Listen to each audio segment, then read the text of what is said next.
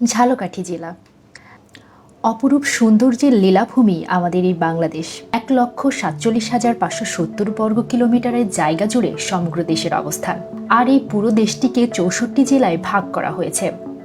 প্রত্যেকটি জেলায় যেমন নিজের নাম রয়েছে, ঠিক তেমনি স্থান, কাল আর প্রকৃতির ভিন্নতায় প্রত্যেকটা জেলায় রয়েছে নিজস্ব ইতিহাস, ঐতিহ্য ও সংস্কৃতি।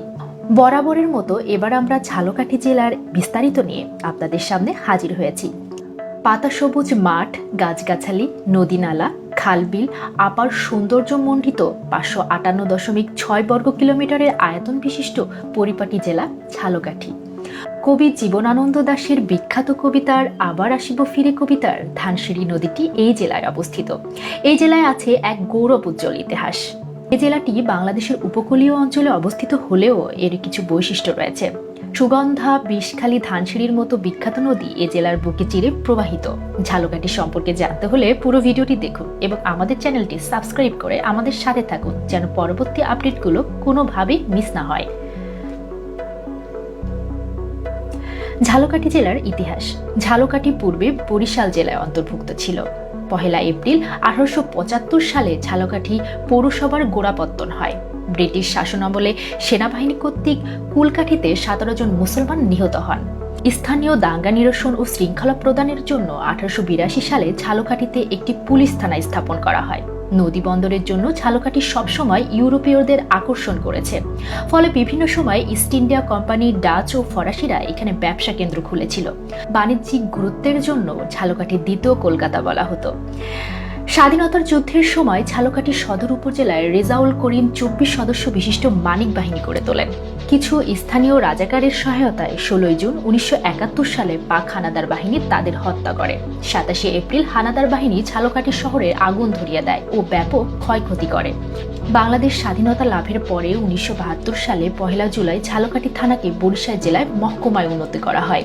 ১ ফেব্রুয়ারি ১৯৮৪ সালে প্রশাসনিক সুবিধার জন্য ঝালকাঠি থানাকে বরিশাল জেলা থেকে পৃথক করে পূর্ণাঙ্গ জেলায় পরিণত করা হয়। ঝালকাঠি জেলার প্রশাসনিক এলাকা সমূহ। ঝালকাঠি জেলার ৪টি উপজেলা, ৪টি থানা, ২টি পৌরসভা ও ৩৫টি ইউনিয়ন নিয়ে গঠিত। ঝালকাঠি জেলার উপজেলাগুলো হল কাঠালিয়া, রাজাপুর, ঝালকাঠি সদর, নলছিটি।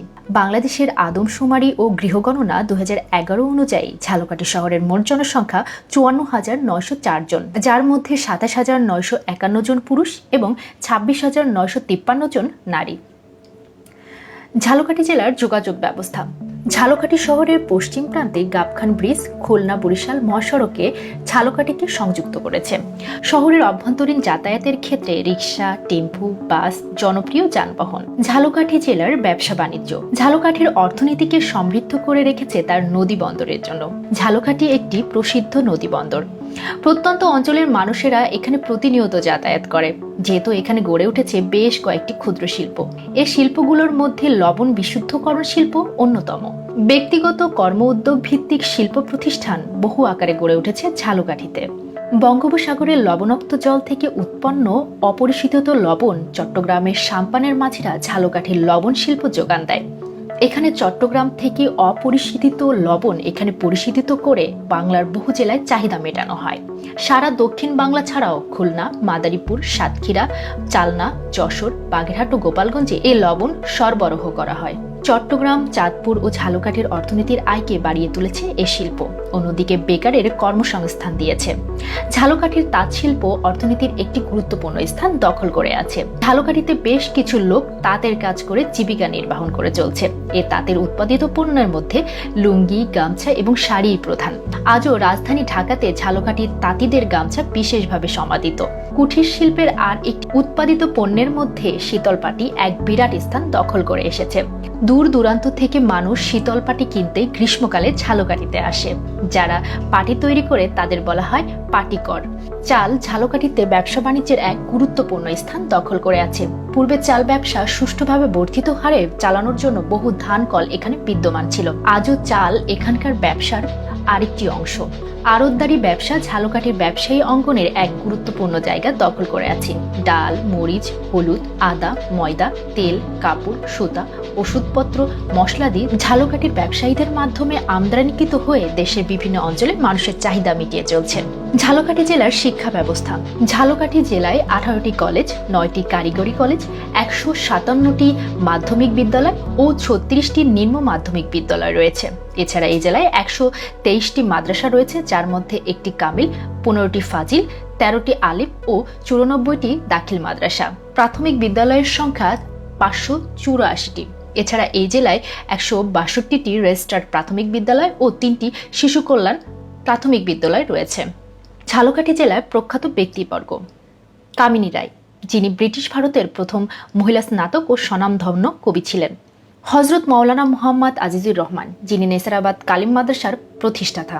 এছাড়া রয়েছেন সান্তোষ গুপ্ত, আবুল হাশেম বয়াতি এবং আরো অনেক গুণী মানুষের জন্মস্থান এই ঝালকাঠিতে। ঝালকাঠি জেলার দর্শনীয় স্থানসমূহ: রাজাপুর সাতুরিয়া জমিদার বাড়ি, গাবখান সেতু, সুজাবাদ কেল্লা, কর্তিপাশা জমিদার বাড়ি, ভাসমান পেয়ারা বাজার, গালুয়া পাকা মসজিদ, কবি জীবনানন্দ দাশের মামা বাড়ি, ধানসিঁড়ি নদী, কামিনী রায়ের প্রত্যেক বাড়ি।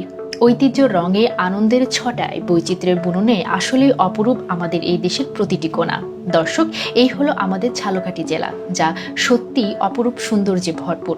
এখানে আমি ঝালকাঠি জেলাকে অতি সংক্ষেপে তুলে ধরলাম। ভিডিওটি যদি ভালো লাগে অবশ্যই লাইক এবং শেয়ার করবেন, আর আপনার মূল্যবান মতামত আমাদের কমেন্ট করে জানিয়ে দিন। আর পরবর্তী এরকম ভিডিও পেতে আমাদের চ্যানেলটি সাবস্ক্রাইব করতে একদম ভুলবেন না। ধন্যবাদ আমার সাথে থাকার জন্য।